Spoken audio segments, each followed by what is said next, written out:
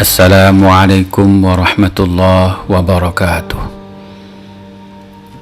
Ramadan telah sangat dekat. Semoga Allah yang Maha Mulia menyampaikan umur kita pada segarnya embun dan gemericik hujan rahmat Ramadan tahun ini. Amin ya Allah ya Rabbal Alamin. Ramadan tahun ini saya bukanlah saya lagi. Separuh nyawa saya telah kembali ke rahmat Allah Subhanahu wa Ta'ala belum lama ini. Orang yang selalu menghambur-hamburkan doanya untuk saya setiap ba'da sholat, setiap saat dan setiap kegelapan malam bermandi peluh, dan selalu menangisi saya setiap terjadi perpisahan antara saya dan dia. Dia telah berada di alam yang saya tak ada di sana. Saya seperti orang yang disorientasi di dalam jiwa saya. Saya masih merasa ibu saya masih hidup. Saya bahkan sering merasa saya dapat menghubunginya setiap saat. Saya sholat, ruku dan sujud. Setelah salam, hati saya bergembira karena tak lama lagi saya akan menelpon ibu saya. Tapi sepersekian detik kemudian saya sadar ibu saya sudah tak ada. Saya menangis sesenggukan hingga tak jarang mengeluarkan air liur. Ya Allah, bahagiakanlah ibu saya. Selama hidup saya belum pernah memberinya kebahagiaan dunia. Sambil menangis, saya menengadah ke kanan ke kiri mencari-cari kot partikel. Barangkali mata dan telinga saya dapat menangkap kot partikel yang ada di sekitar saya. Dia bukan Tuhan, melainkan tajallinya yang maha dahsyat dan sangat lembut.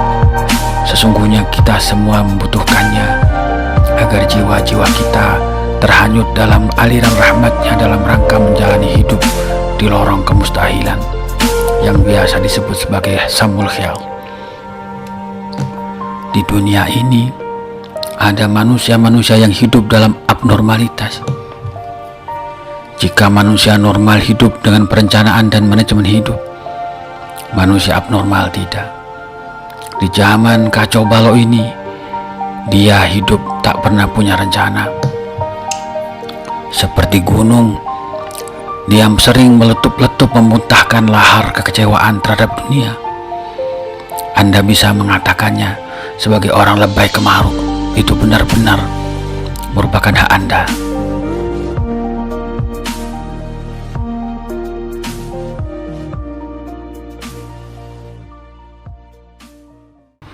Guru saya, bahkan maha guru saya Ali bin Abi Thalib, mendikan bahwa ridho dengan perbuatan suatu kaum seperti orang yang masuk dalam perbuatan itu bersama kaum itu.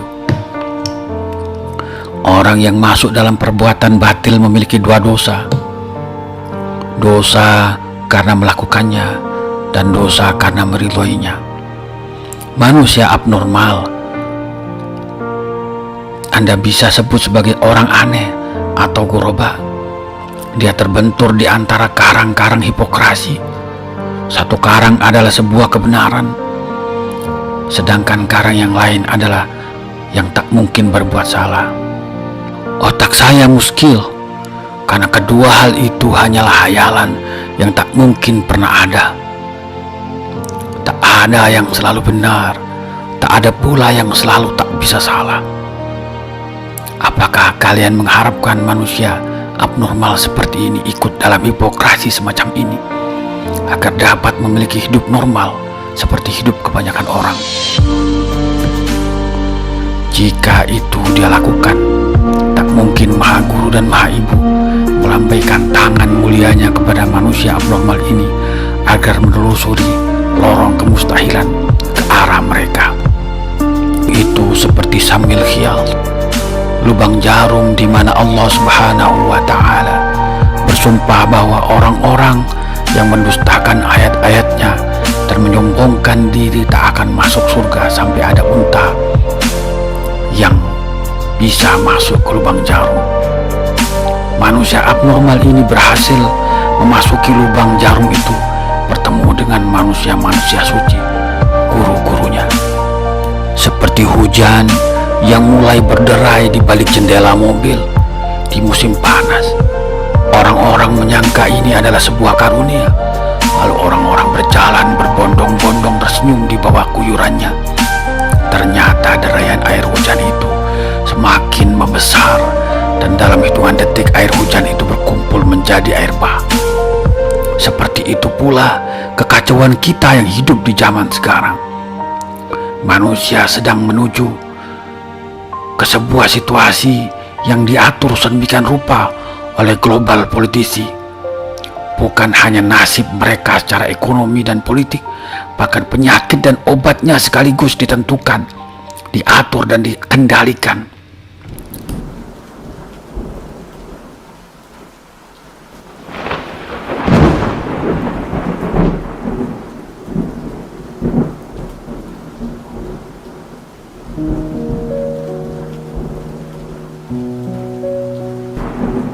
Pandemi yang menyerang semua sendi bangsa dan negara di dunia ini memiliki Tuhan. Tuhan itu menciptakan Tuhan yang melayaninya. Tuhan itu lalu memilih Tuhan lain yang bersedia melayaninya secara bisnis. Ya, global bisnis. Nantinya persaingan geopolitik justru akan melunak pasca COVID-19. Karena secara absolut semua negara akan menjadi semakin lemah. Semua negara termasuk Indonesia akan melemah. Negara-negara akan bertekuk lutut di bawah kaki para globalis. Ini bukan masalah kaya dan miskin. Ini masalah menjaga kesadaranmu, menjaga keislaman. Karena berislam adalah tentang kesadaran. Karena menjaga iman adalah tentang betapa sadarnya engkau bahwa engkau adalah orang yang percaya kepada Allah Subhanahu wa Ta'ala dan ajaran-ajarannya. Bisa jadi segala macam jenis bansos akan terhenti di negara tercinta kita ini. Dalam kelemahan ini, PBB maupun G20, bahkan Amerika Serikat sekalipun tidak hadir mencolok selama COVID-19. WHO pun jelas tidak memadai, kalah oleh globalis. Dia malah bergabung dengan Gavi yang lalu membentuk COVAX. Supaya Anda tahu, Institut Virologi Wuhan yang berbasis di kota Cina telah mengajukan permohonan paten di Cina untuk penggunaan obat antivirus, yaitu antivirus COVID-19.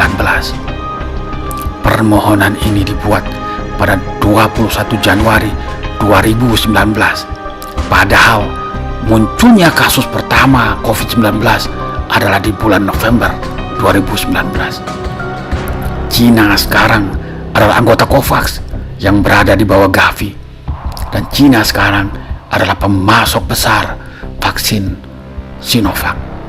Pikirkanlah sendiri oleh Anda benang merahnya.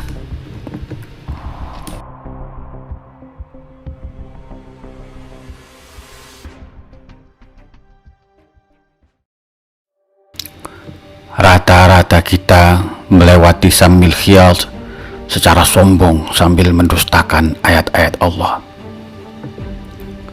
Di antara ayat-ayat yang biasa kita dustakan adalah pesan Nabi Muhammad SAW bahwa Muslim satu adalah saudara bagi Muslim yang lain. Tidak boleh menzaliminya, tidak boleh menyerahkannya kepada musuhnya. Harus memberi pertolongan kepada sesama Muslim, harus memberikan kelapangan kepada sesama Muslim, harus menutupi aib sesama Muslim, dan seterusnya. Perintah ini sekarang hanyalah sebuah pesan belaka, bekasnya seperti debu yang berserak di halaman rumah kita. Bang jarum itu terasa enak dinikmati, in the form of kekuasaan politik, kekuatan ekonomi, kekuasaan massa, kekuatan massa, bahkan dalam bentuk kemiskinan, kelaparan, kesakitan, dan apapun yang mengatasnamakan rakyat. Rakyat dieksploitasi dari semua jalur, bahkan dari jalur rakyat itu sendiri. Sesama rakyat saling dibenturkan, yang satu menyalahkan yang bukan golongannya, yang lain membenarkan golongannya saja.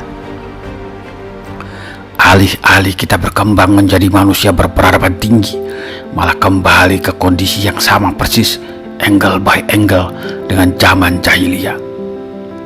Ketahuilah wahai kita semua, kerusakan zaman jahiliyah ini adalah proksi terkecil dari kekuasaan luar biasa yang sesungguhnya sekarang sedang dijalankan di tingkat globalis. Segala permusuhan dan pendustaan kita atas ayat-ayat Allah Subhanahu wa Ta'ala hanyalah pengalihan atas perampokan yang sedang mereka lakukan atas segala kekayaan dunia. Tidak, saya tidak sedang membicarakan pemerintah atau pemilik kekuasaan politik atau pemilik kekuatan massa apapun. Mereka terlalu kecil untuk itu. Ini adalah kekuatan global yang tubuh dan matanya yang buta tidak terlihat. Bahkan tanda kafir yang seringkali diperdebatkan itu tak terbaca oleh kebanyakan kita. Tanda kafir itu kekuatan besar yang membuat Anda, teman Anda, dan siapapun yang dekat dengan Anda dibuat selalu harus membenarkan orang-orang yang Anda anggap sebagai orang-orang bintang. Anda lalu membenarkan segala perkataan mereka, tak peduli perkataan mereka itu men-trigger permusuhan antar sesama muslim. Inilah pendustaan atas ayat Allah yang terbesar yang mereka lakukan kepada kita semua, yaitu Quran Surat At-Taubah ayat 31. Ittakhadhu ahbarahum wa ruhbanahum arbabam min dunillah. Mereka menjadikan orang-orang alim mereka dan rahib-rahib mereka sebagai Tuhan selain Allah. Jika dahulu orang-orang alim itu adalah para ahli agama, sekarang orang-orang alim itu adalah ahbar atau diwakili oleh siapapun yang kata-katanya selalu dianggap sebagai kebenaran. Anda tunjuklah sendiri hidung mereka itu jika Anda masih dalam keadaan sadar. Tahuilah, pepatah Arab mengatakan, al-aqilu huwallazi yatarayyath, wal jahilu huwallazi yu'akkid, wal alim huwallazi yashuk. Orang berakal itu adalah orang yang gerakannya lambat. Orang bodoh itu orang yang meyakini. Sedangkan orang alim adalah orang yang ragu. Orang berakal selalu terlambat dalam bertindak karena dia berpikir dahulu sebelum bertindak. Sedangkan setelah berpikir, maka dialah orang yang paling baik dalam bertindak dan berbicara. Orang yang bodoh, dia meyakini segala yang didengarnya, lalu dia berbicara kemana-mana tentang segala yang didengarnya itu, tanpa ilmu, tanpa mengerti cara memilah mana yang benar dan mana yang berita dusta. Orang alim adalah orang yang selalu ragu. Dia ragu, dia butuh dalil, dia butuh bukti tentang apa yang didengarnya itu. Apakah yang didengarnya itu kebenaran atau tidak.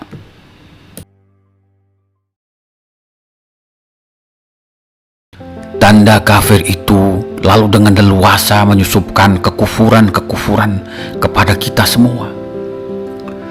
Jika ada orang yang mengutip ayat Al-Quran, entah untuk tujuan pamer atau untuk tujuan tulus, ingat, ketulusan dan ketaktulusan itu bukanlah ranah kita, bukan ranah manusia. Itu ranahnya Allah.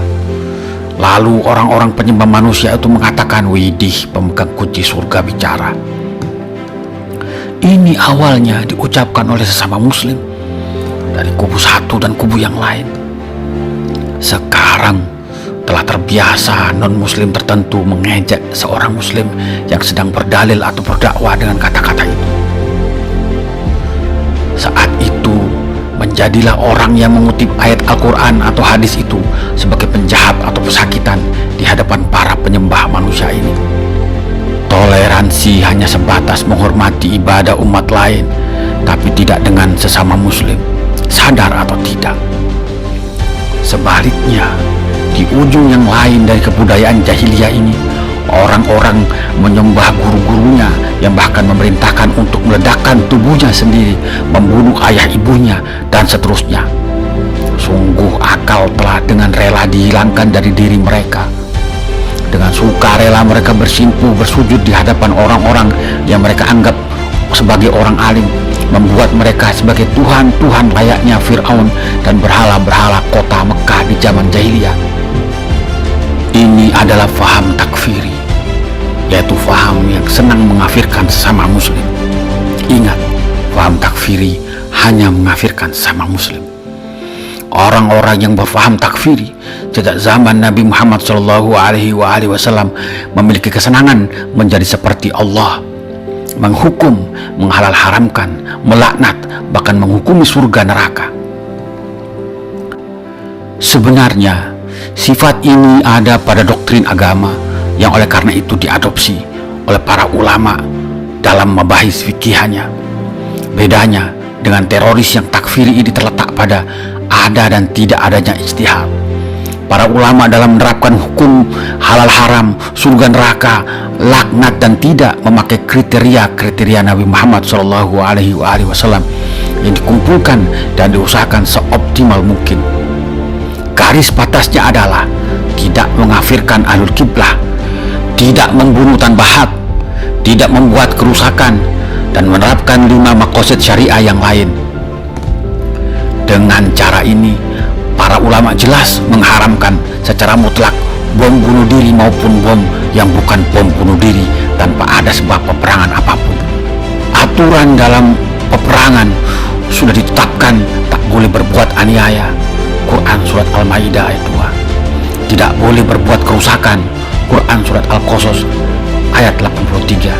Perang untuk mempertahankan diri. Quran surat Al-Baqarah ayat 190. Perang hanya boleh untuk membela orang-orang yang lemah.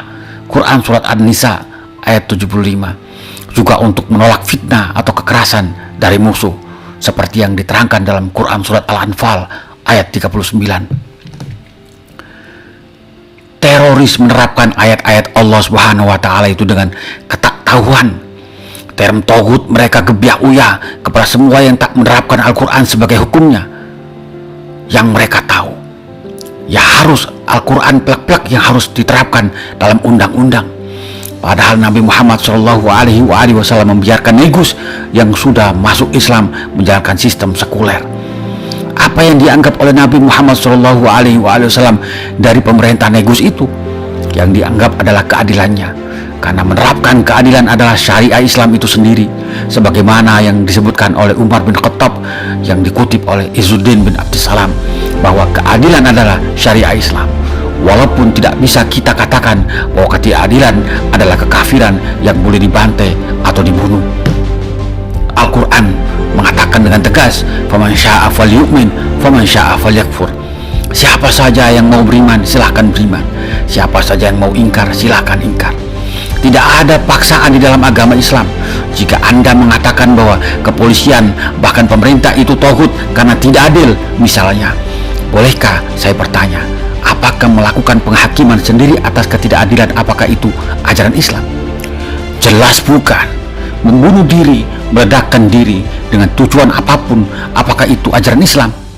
Itu jelas bukan ajaran Islam. Bahkan di dalam perang sekalipun, jika Anda melakukan bom bunuh diri tanpa terdesak, dan jika Anda melakukan bom bunuh diri itu diperhitungkan tidak dapat menanggulangi pasukan Islam dari keterdesakan itu, maka bom bunuh diri itu pun dihitungannya seperti bunuh diri alias haram.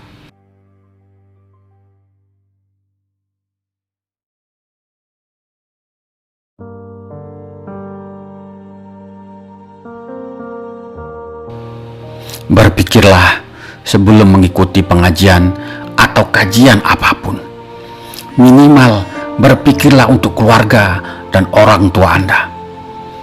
Islam tidak menyukai orang bodoh, karena dia membuang pemberian Allah yang paling berharga, yaitu akal.